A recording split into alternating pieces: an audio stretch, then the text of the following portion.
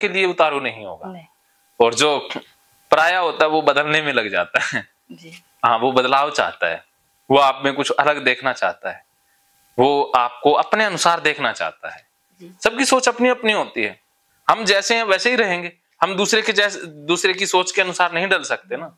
जैसे 10 लोगों से आप पूछोगी, 10 की अपनी अपनी ख्वाहिशें हैं, क्या आप 10 के जैसी बन पाओगी? हाँ, आप तो आपके जैसी ही रह पाओगी ना जी। तो जिसको आपसे प्यार होगा वो आपको आप जैसी भी हो वैसी स्वीकार कर लेगा। यस। उसे आप वैसी ही अच्छी लगोगी जैसी हो। हाँ, ये असली प्यार है। और जो मोह होता है उसमें गड़बड़ी होती है। तो प्यार की परिभाषा समझ गए? क्या समझे?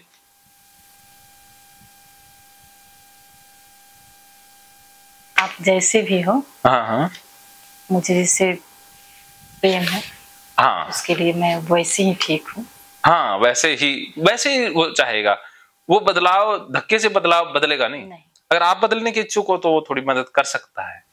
हाँ, वरना वो धक्का नहीं करेगा। नहीं तो लोग एक दूसरे को बदलने में लगे होते हैं। पति पत्नी को बदलने में लगा हुआ है, पत्नी पति को बदलने में लगी हुई है, दोनों मिलके बच्चे को बदलने में लगे हुए हैं। अब वही बदलाव, लेकिन धक्का से तो बदले नहीं जा सकते, रिश्ते टूटते तो हैं, नुकसान ही होता है। धक्के से तो कोई नहीं बदल सकता ना। नहीं, लेकिन गलतियां तो सारे कर रहे हैं, लगभग करते हैं। प्रेम से बदल सकता है। प्रेम तो फिर भी नेचर को बदला नहीं जा सकता। हाँ, तो नेचर है ना। प्रेम अलग ही चीज है। प्रेम में पहली बात तो कि बदलाव की गुंजाइश ही नहीं होती। और फिर प्रेम जब हो जाए तो फिर बदलना ऑटोमेटिक हो जाता है। वो कुदरती होता है, वो एक घटना अवस्था ही है। तो उसमें वो करने वाला तो होता ही नहीं है। तो वहां पर तो फिर कोई करने वाला तो बचा ही नहीं, हो ही गया। वो तो एक होना है, वहां करने वाला बचता ही नहीं है। तो बताइए कौन बदला, किसने बदला, कुछ मायने नहीं रखता। जी नहीं। हाँ, वो तो अलग ही है, वो तो कहानी अलग है। हम तो कहानी ही अलग कर रहे हैं। तो ये कुछ बातें रही जो मान अपमान में सम है, मित्र और वैरी के पक्ष में भी सम है, एवं संपूर्ण आरंभों में कर्तापन के अभिमान से रहित वह पुरुष गुणातीत कहा जाता है। क्या बात है! कृष्ण की भाषा, कृष्ण की चेतना परंपार है।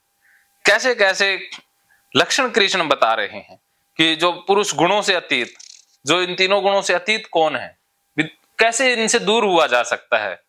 अर्जुन ने सवाल पूछा था तो कृष्ण यही बता रहे हैं कि ऐसे होगा कि जो समान हो जाता है, जो मान अपमान में, वरना हम मान में तो अच्छा महसूस करते हैं, अपमान में बहुत बुरा। विमान तो हमेशा चले, प्रशंसा तो हमेशा चले, और अपमान हो ही ना। अपमान हो गया तो भाई अब तो गड़बड़ है, उस जगह पर भी जाना छोड़ देंगे। लेकिन जो मान अपमान में समान है वो इन तीनों के गुणों से दूर हो जाता है। जैसे एक पर्सनैलिटी है सी ग्रुप वाली, तो उनको निंदा से, अपमान से बड़ा फर्क पड़ता है। जैसे मैं एक ऐसे व्यक्ति को जानता हूं जो बहुत अच्छे बोल सकते हैं, बहुत अच्छा ज्ञान दे सकते हैं, लेकिन उनको अपमान से बड़ी एंजाइटी होती है। अगर वो वीडियो बना के डाल दें और कोई नेगेटिव कमेंट कर दें तो वो विचलित हो जाते हैं, वो फिर वीडियो डिलीट कर देते हैं, इसीलिए वो वीडियो ही नहीं डालते। तो ये देखिए, हाँ, अपना अपना समझ है सर। हाँ है समझ, लेकिन उनको मान और सम्मान में समता नहीं है। हम हर एक इंसान को अपनी तरफ नजरिया नहीं बदल सकते हैं, बदल नहीं सकते, लेकिन सम जो हो गया, सम की जो इन गुणों से जो हटना चाहता है उसके लिए ये जरूरी है कि उसको अब मान अपमान प्रभावित नहीं करेगा। वरना ज्यादातर मान अपमान प्रभावित करता है जी। लेकिन जो गुणों से अतीत होता है उसको नहीं करता है। मित्र और वैरी के पक्ष में सम है। हमें मित्रों का तो साथ चाहिए, वैरियों से हम दूर रहना चाहते हैं। लेकिन कृष्ण कहते हैं कि मित्र और वैरी में भी जो सम हो गया, अर्थात जो मित्रों और वैरियों में सम है। ऐसा नहीं है कि वो वैरियों को मित्र बना के रखेगा, लेकिन वो शत्रुता अंदर नहीं पालेगा, जैसे कृष्ण ने नहीं पाली। कृष्ण के कितने शत्रु थे, लेकिन वो शत्रुओं को नुकसान पहुंचाने के लिए कभी कुछ नहीं करते थे। जरासंध को उन्होंने तब तक नहीं मारा जब तक जरासंध मानवता के लिए नहीं खतरा बना। जो मेरा दुश्मन है वो सबका दुश्मन नहीं हो सकता। अर्थात जरासंध ने जब तक दूसरों को कुछ नहीं कहा, मानवता को, तब तक कृष्ण ने मारा। 18 बार हुआ युद्ध या कितनी भी बार हुआ, भागना पड़ा भाग लिए, वे युद्ध नहीं करेंगे, भाग जाएंगे। हाँ, भी मेरा वैरी है, बाकियों को तो कुछ नहीं कहता, तो कृष्ण ने मारा नहीं। लेकिन जब जरासंध ने ये प्रतिज्ञा ले ली कि मैं 100 राजाओं को मारूंगा, तब उनको लगा कि अब ये मानवता के लिए खतरा है, अब ये मेरा दुश्मन नहीं रहा, सबका दुश्मन हो गया है, तो फिर हट जाना ही चाहिए, तो उनको ठिकाने लगा दिया। तो इसीलिए जो मेरा दुश्मन है, जो मानवता का मित्र है, तो वो मित्र है। कोई मुझे दुश्मन मानता है और बहुत अच्छा काम कर रहा है, तो वो मित्र ही है। और जो बहुत बुरा काम कर रहा है और मुझे मित्र मानता है, तो वो दुश्मन है, उसको मार ही देना चाहिए। जो मेरे लिए अच्छा बन रहा है लेकिन बाकियों के लिए खराब है, तो वो खराब ही है। जो बाकियों के लिए बहुत अच्छा है, मेरे लिए खराब है, तो वो खराब नहीं है, वो अच्छा ही है। क्या समझे? मतलब एक के कहने से तो कोई बुरा तो नहीं हो जाएगा। हाँ, जब सब अच्छा उससे बोल रहा है तो वाकई में वो अच्छा है। हाँ, मेरे कहने से तो बुरा नहीं हो सकता। बिल्कुल। और जो सबके लिए बुरा है, हाँ, और मेरे लिए अगर अच्छा है, हाँ, तो मेरे कहने से अच्छा नहीं होगा ना। नहीं होगा। चलो, आप काफी कुछ समझ पा रही हैं, तो एक बार चाय का विराम ले लेते हैं। आपने तो चाय पीनी नहीं है, चलिए कम से कम हमारा खर्चा तो बचा ही रहे। चाय क्यों नहीं पीते हो? हमने मित्र और वैरी की परिभाषा समझ ली है कि वैरी वो है जो मानवता का वैरी है, मित्र वो है जो मानवता का मित्र है। जो हमारा मित्र मानवता का शत्रु, वो वैरी ही है। ठीक है? तो सम का मतलब है कि अपना शत्रु कौन है वो मायने नहीं रखता, मायने ये रखता है कि मानवता का शत्रु कौन है। तो मानवता के वैरी और शत्रु मित्र में पहचान कर लेनी है, फिर सम हो जाना है। तो वैरी कोई भी है, चाहे जो भी बंदा है, तो उसको दिमाग में नहीं रखना है, वरना वैरी को हम दिमाग में रखने लग जाते हैं।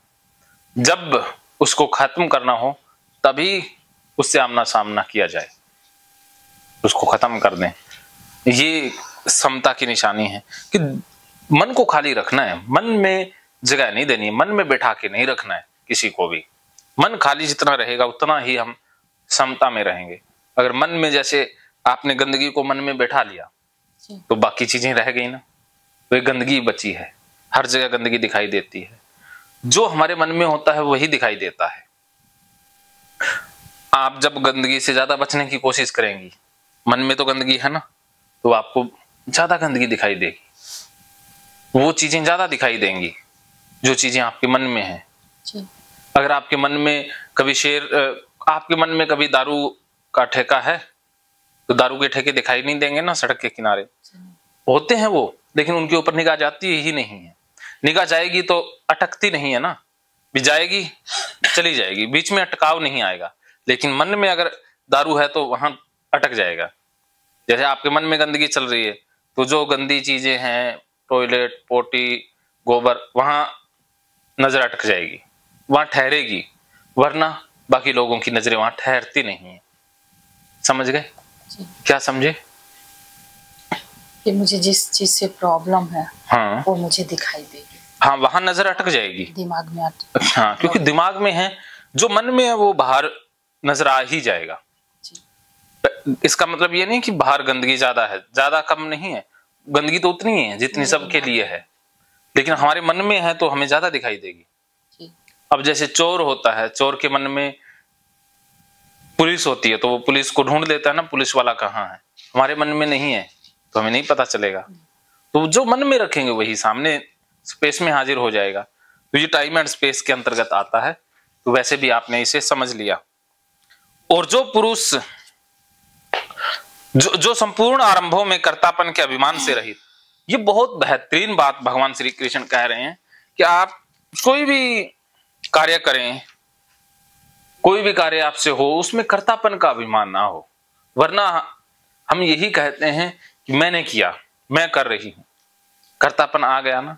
अच्छा करते हैं तो हम, बुरा किया तो भगवान के ऊपर छोड़ते हैं, तो वो भी व्यापार है, चालाकी है। अच्छा भी उसका, बुरा भी उसका, सब कुछ उसी को अर्पण।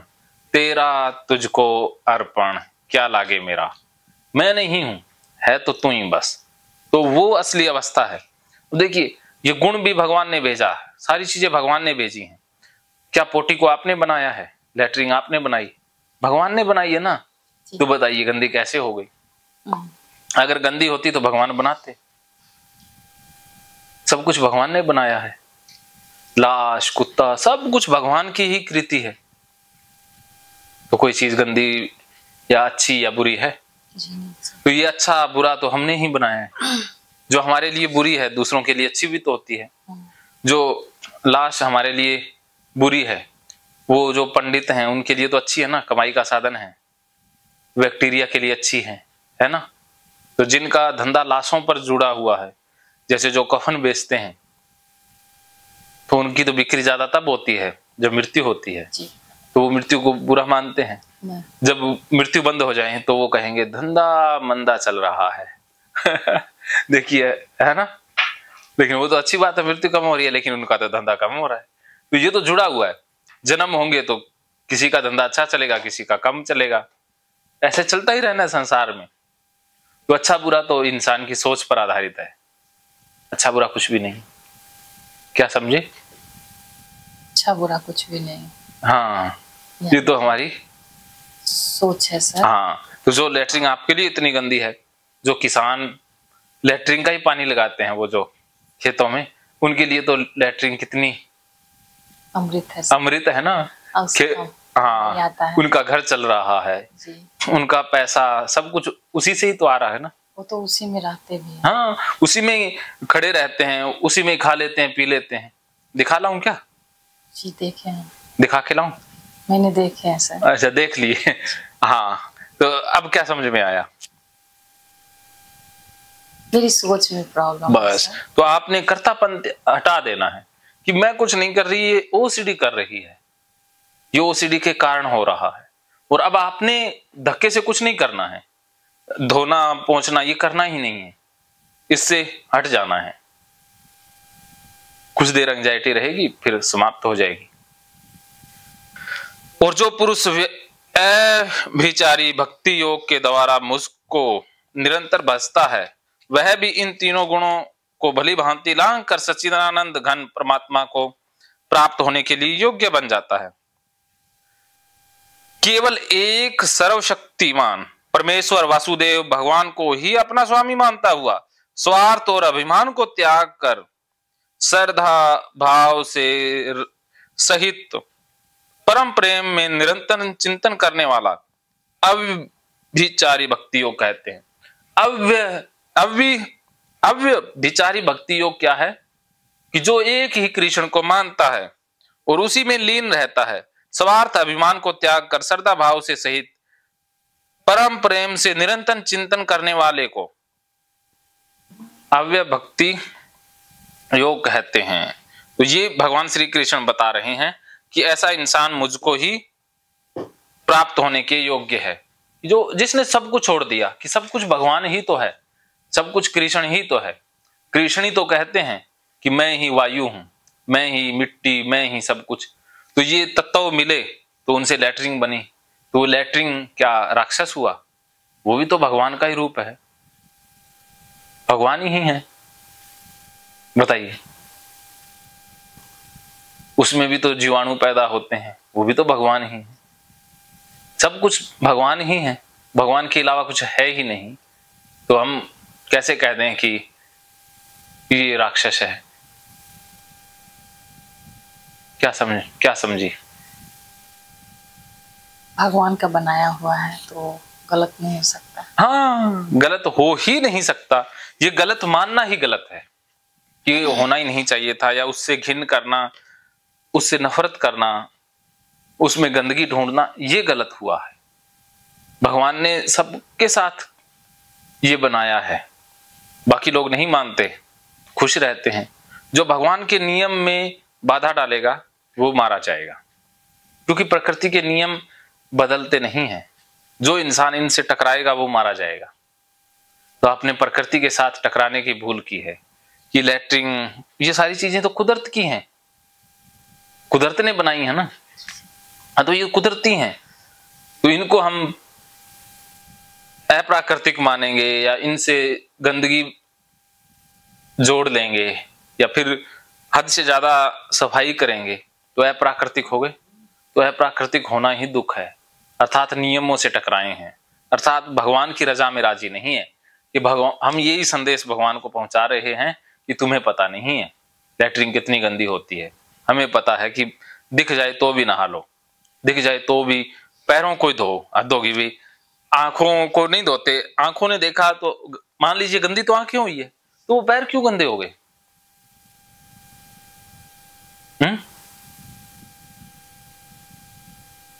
बताइए बताइए, लैट्रिन आंखें देखती है या पैर देखते हैं? तो फिर आंखें गंदी होनी चाहिए थी, आंखें को धोया करो, पैरों को क्यों धोया?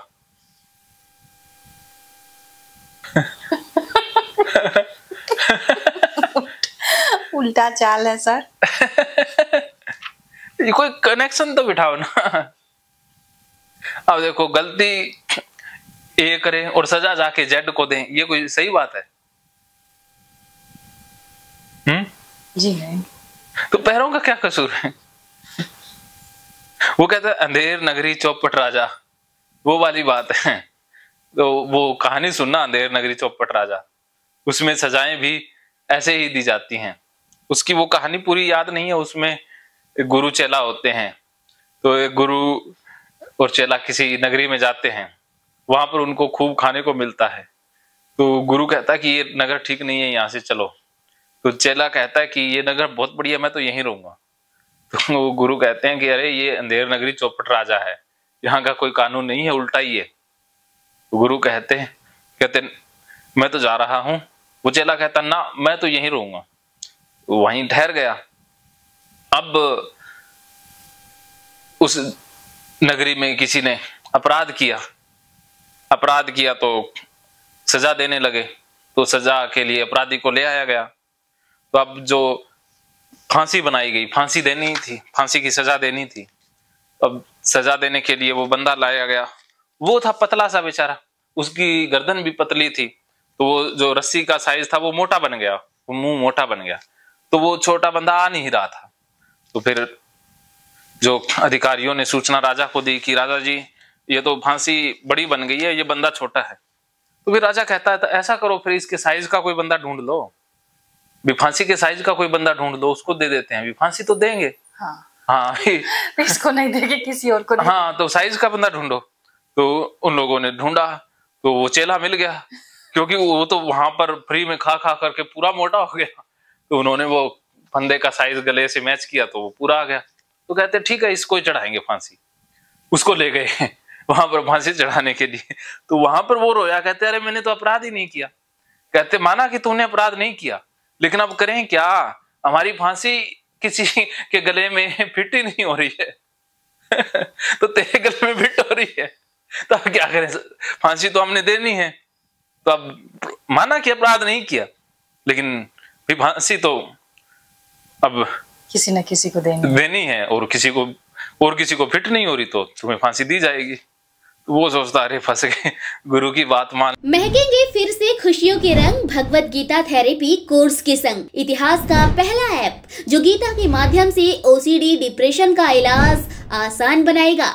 ओसीडी डिप्रेशन का इलाज हुआ और भी आसान, और वो भी बिना दवाई, घर बैठे। किसी को बीमारी की चिंता है तो किसी को चिंता की बीमारी है। भगवत गीता ने लाखों करोड़ों का जीवन बदला है, और आपका भी बदलेगा। गीता थेरेपी कोर्स में आपको मिलेगा सभी 11 प्रकार की ओसीडी का संपूर्ण इलाज, जैसे गंदगी का वहम, बार बार हाथ धोना, बार बार सफाई करना, बार बार लॉक दरवाजा चेक करना व अन्य सामान की चेकिंग बार बार करना, एक ही विचार बार बार आना, नुकसान व मरने मारने का विचार आना, HIV, rabies, cancer, heart attack का विचार आना, IBS और नींद न आने की समस्या का हल गीता कोर्स में मिलेगा।